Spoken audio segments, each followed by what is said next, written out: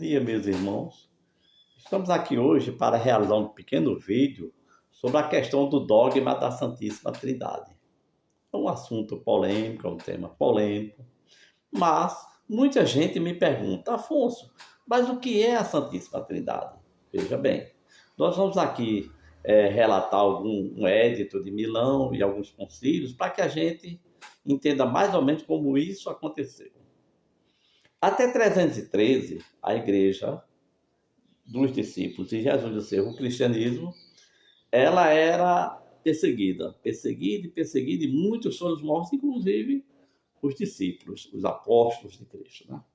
Mas, em 313, narra-se na história que Constantino I, que era o imperador de Roma na época, iria guerrear com Marcêncio, que era o general, que inclusive tinha algum parentesco com ele. E o Marcêncio, ele tinha um exército muito mais poderoso do que o do imperador Constantino. E Constantino estava com muito medo. Diz o relato que Constantino teve uma visão em cima da ponte Milvia, que apareceu um símbolo de uma cruz e uma frase que dizia: por esse sinal vencereis a guerra.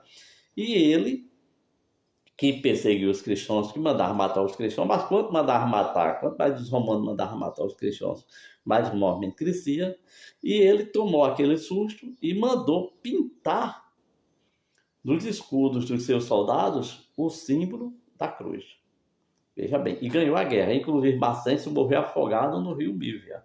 Agora, veja bem, nisso ele viu que o poder de Jesus era muito grande, na ideia lá dele, do ponto de vista dele, e junto à sua mãe, então agora vamos convidar esses seguidores do Cristo para oficializar uma religião.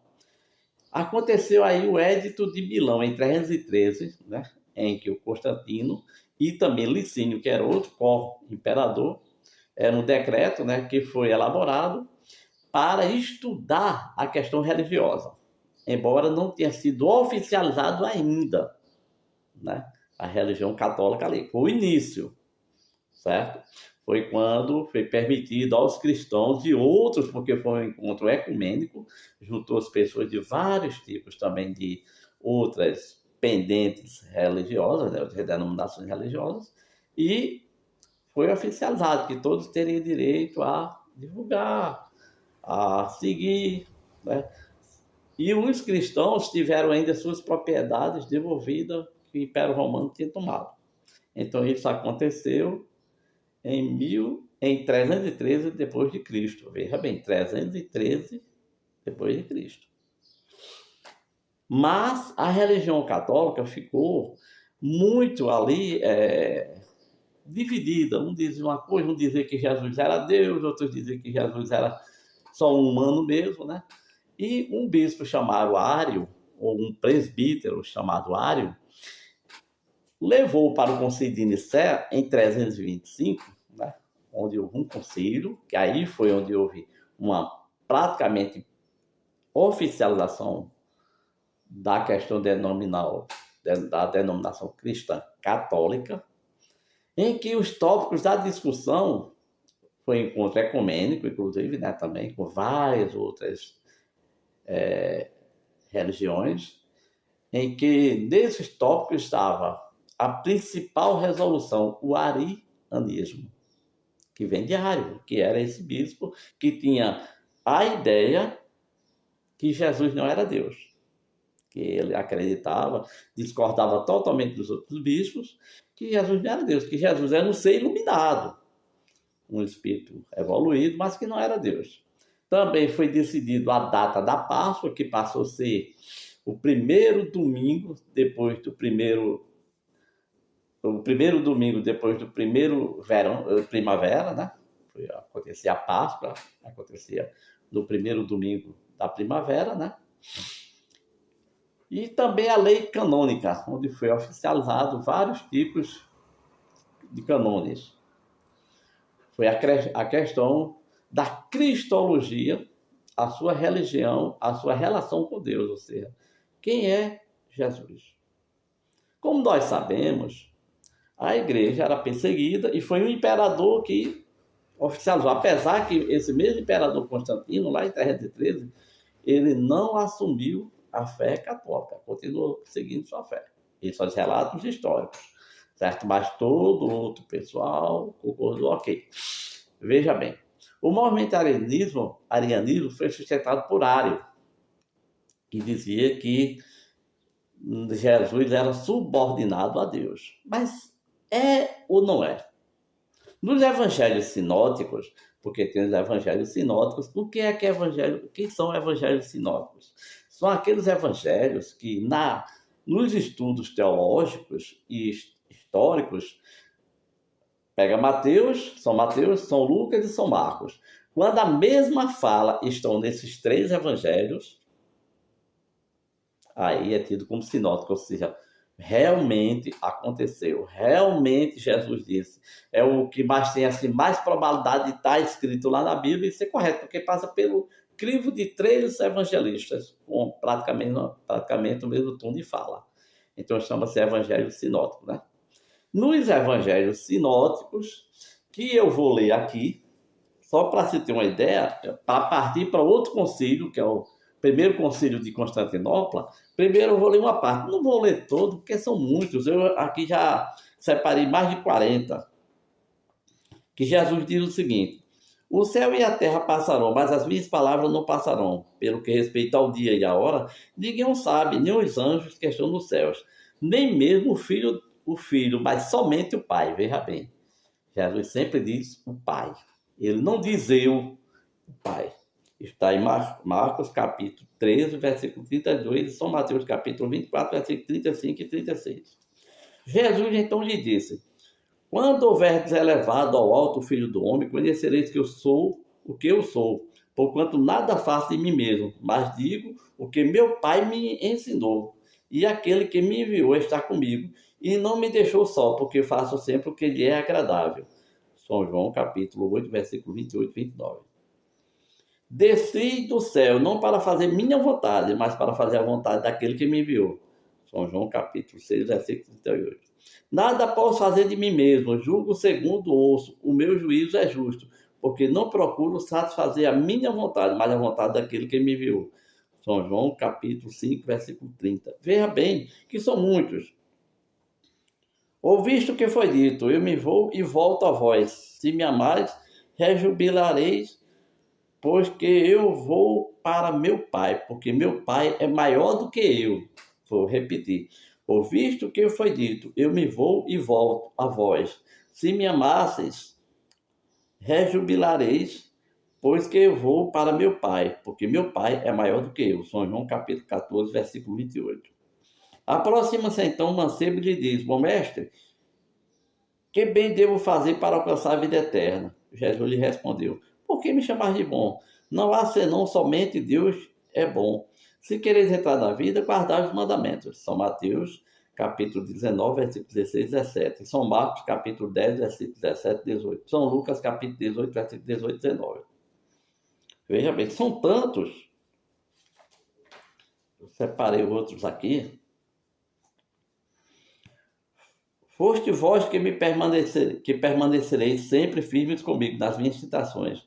Eis porque eu vos preparo o reino, como meu Pai me preparou, a fim de que comais e bebais a minha mesa, não no meu reino, e que estejais sentados em tronos para julgar as 12 tribos de Israel. São Lucas capítulo 28, capítulo 22, versículo 28 a 30. De mim digo que vim junto de meu Pai, e vós fazeis o que ouviste do vosso pai. São João capítulo 8, versículo 38. Ao mesmo tempo apareceu uma nuvem que os cobriu, e dessa nuvem saiu uma voz que fez se ouvissem essas palavras: este é meu filho bem amado, escutai-o. Foi a transfiguração. São Marcos capítulo 9, versículo 7. A transfiguração aconteceu no Monte Tabor, quando Jesus estava lá junto a Elias e Moisés, que apareceu uma voz e disse: esse é meu filho amado, escutai. Então, Jesus faz mais de 40 falas dizendo que ele não é o Pai, que ele não é Deus, que o Pai, tudo ele vai falar com o Pai, vai pedir autorização ao Pai. Vamos seguir.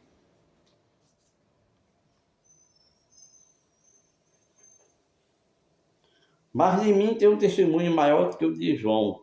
Mas de mim tem um testemunho maior que o de João. Porquanto as obras de meu Pai me deu o poder de fazer as obras. Digo que eu faço, dou um testemunho de mim, que foi meu Pai quem me enviou. São João capítulo 5, versículo 36. Se eu for ler todas as falas que Jesus diz, que vai pedir ao Pai, vai falar ao Pai, a gente vai passar aqui o dia todinho e ainda não vai concluir. Então, meus irmãos, vamos entender agora o concílio de Constantinopla.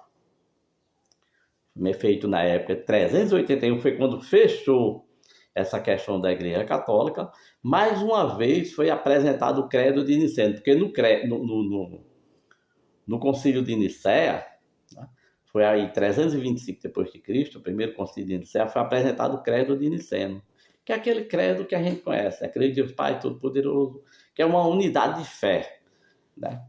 Então, foi apresentado o credo de Niceno, sendo que esse credo de Niceno foi reapresentado de novo em 381 depois de Cristo, veja bem, 313, 325, 381 depois de Cristo, pelo imperador Teodósio, agora um novo concílio, né? Mais uma vez foi apresentado o credo de Niceno, que agora foi atualizado para o credo de Niceno Constantinopolitano. Veja que nome complexo. Inclusive, esse credo ele só é rezado nas missas quando há um grande evento, geralmente uma vez por ano. Como principal discussão foi o debate da natureza divina de Jesus, defendida pela corrente do cristianismo arianismo, aonde defendia que Jesus não era Deus, e sim um enviado de Deus. Esse concílio ficou sustentado, né, resolvido, que se estabeleceu que toda essa questão do arianismo era herética, ou seja, não tinha nada a ver, que Jesus não era um ser humano, e sim um Deus.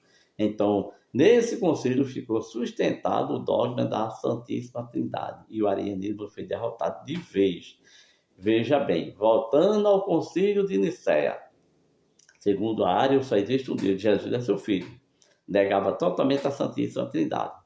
Vem os evangelhos sinóticos, que são aqueles críticos mais verdadeiros, que Jesus diz várias e várias vezes que não é Deus, que vai conversar com o Pai, vai falar com o Pai, certo? Mas por que é que existe isso? Lá em João tem uma parte, uma única colocação que Jesus diz: como eu e o Pai somos um. João capítulo 10, versículo 30. Veja bem, como eu e o Pai somos um. Pego isso aí, Jesus disse que era um. Mas toda essa questão da Santíssima Trindade acontece porque é o seguinte: os imperadores romanos, eles seguiam muito aquela linha, aquela ideia da mitologia grega, dos deuses, aquelas ideias pagãs. E quer queira ou quer não, na época a igreja renascente estava se reformando, né? Estava se construindo ainda, era muito jovem ainda. Você vê que a igreja começou a nascer depois de 313. O resto eram encontros de assembleias de discípulos. E foi disseminando. Quanto mais eles matavam, mais esse movimento ia crescendo. Mas oficializando ou semi-oficializada passou a partir de 313.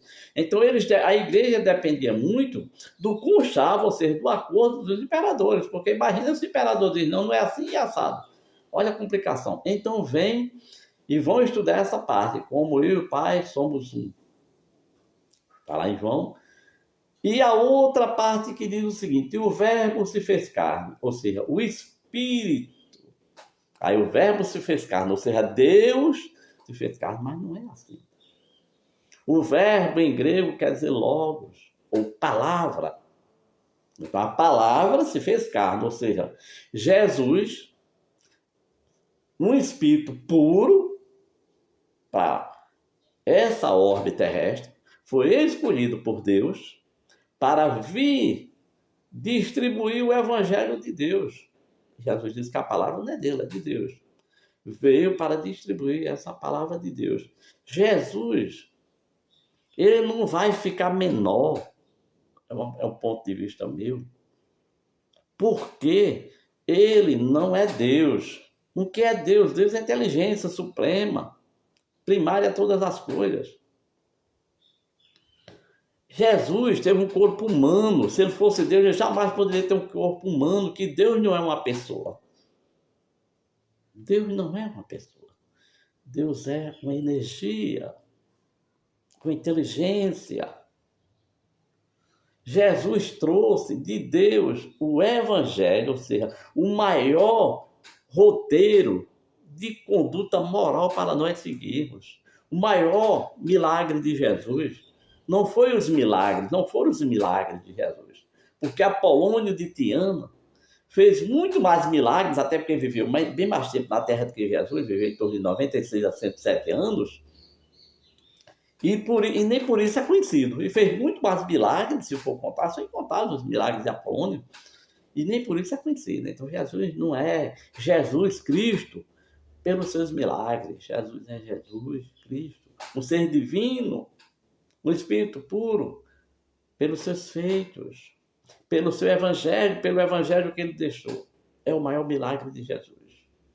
Então, veja bem, como traz os Evangelhos, tantas as colocações que Jesus, dita por ele mesmo, nos 4 evangelistas e mais nos 3, Marcos, Lucas e Mateus, os evangelhos sinóticos, nós cremos, nós espiritistas, cremos que Jesus é um Filho de Deus, um Espírito puro que foi escolhido, claro, não consigo escolher Afonso, que eu não tenho capacidade, para trazer o Evangelho.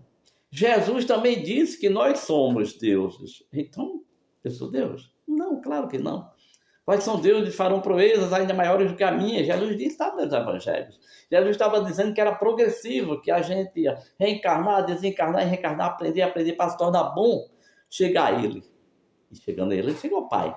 O que é que Jesus diz? Jesus não diz que a gente vai chegar ao Pai, não. Primeiro do que não, Jesus diz, eu sou o caminho, a verdade e a vida. Só se chega a mim se chega ao Pai através de mim. Então nós temos que chegar primeiro a Jesus. A gente tem que estudar a letra com grande profundidade, que Jesus está dizendo que a gente tem que chegar nele com conhecimento de toda a ciência, de toda a bondade, de todo o amor que ele tem. E hoje muito mais evoluído, imagina, só ter deixado o Evangelho para a gente, ter sofrido o que Jesus sofreu. Se Jesus tivesse um corpo que não fosse humano, ele não teria sofrido. Se ele fosse um Deus, ele não teria sofrido. Seria palhaçada, seria ridicularizar Jesus, porque ele não teria passado por aquele sofrimento, que o corpo não sentiria dor, porque o corpo espiritual não sente dor. Então Jesus era um ser, um espírito que encarnou, não reencarnou, porque Jesus nunca nasceu na Terra, só uma vez ele encarnou na Terra para trazer o Verbo, ou seja, a palavra de Deus. Jesus, ele é grande, não porque ele fez os milagres, e ele não vai ficar pequeno, porque o Espiritismo diz, o Espírito diz que Jesus não é Deus. Não, Jesus é Filho de Deus, como nós somos, sendo que ele, com envergadura espiritual magnânima. Quando Allan Kardec perguntou qual é o ser que segue de modelo para a humanidade seguir na Terra, a espiritualidade de luz disse, Jesus é o guia e modelo, o ser mais puro que andou sobre o planeta Terra. Veja bem, Jesus, um espírito evoluidíssimo, lindíssimo, que nos ama tanto.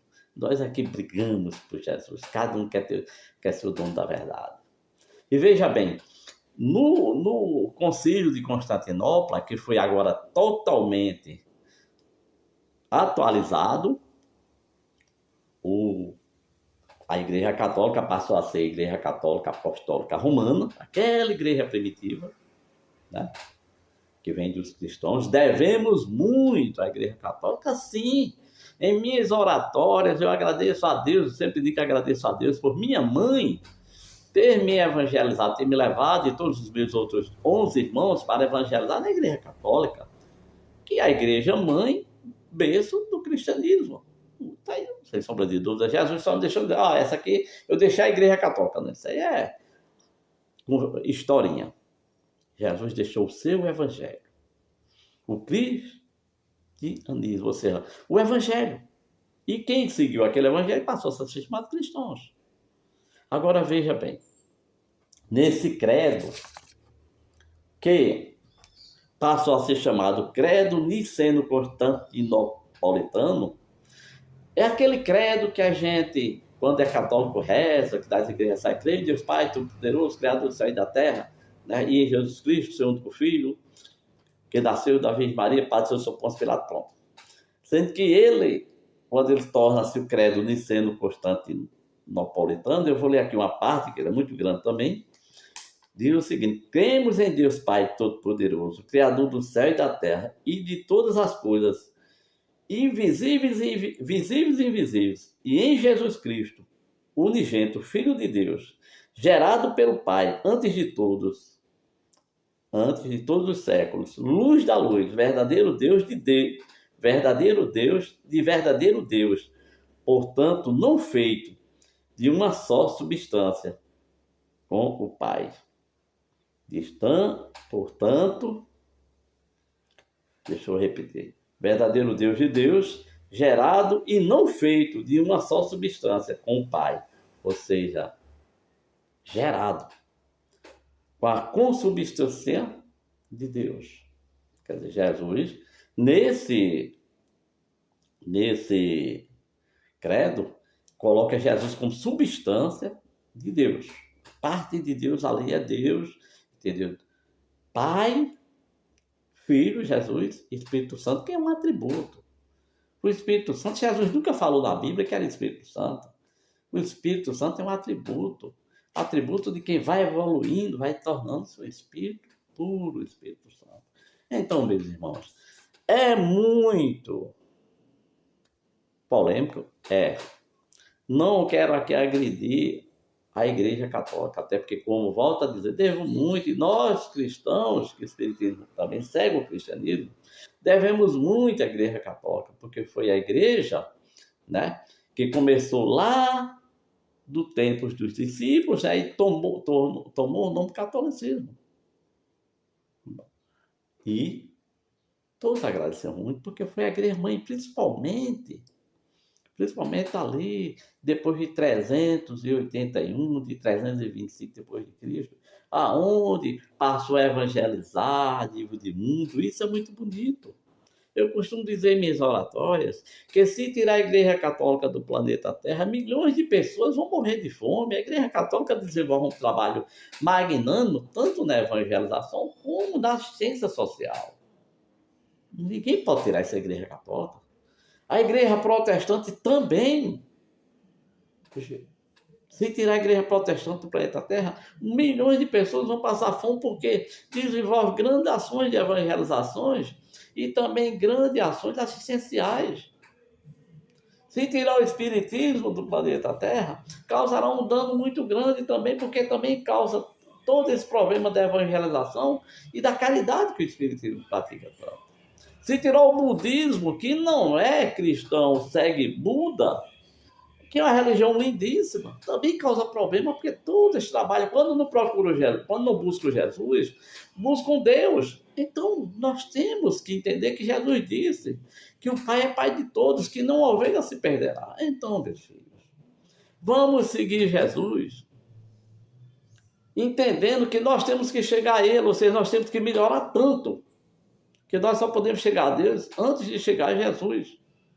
Tem que chegar a Jesus, seguir Jesus, não deve ficar em casa só rezando, nem para a igreja, nem para a casa espírita só rezando, não. É agindo, trabalhando bem, é respeitando, é fazendo a caridade, é cortando da gente os vícios, as besteiras, as intolerâncias, o orgulho, a vaidade, aí a gente começa a seguir Jesus. Porque é muito difícil ainda para seres ainda ignorantes, principalmente igual a mim.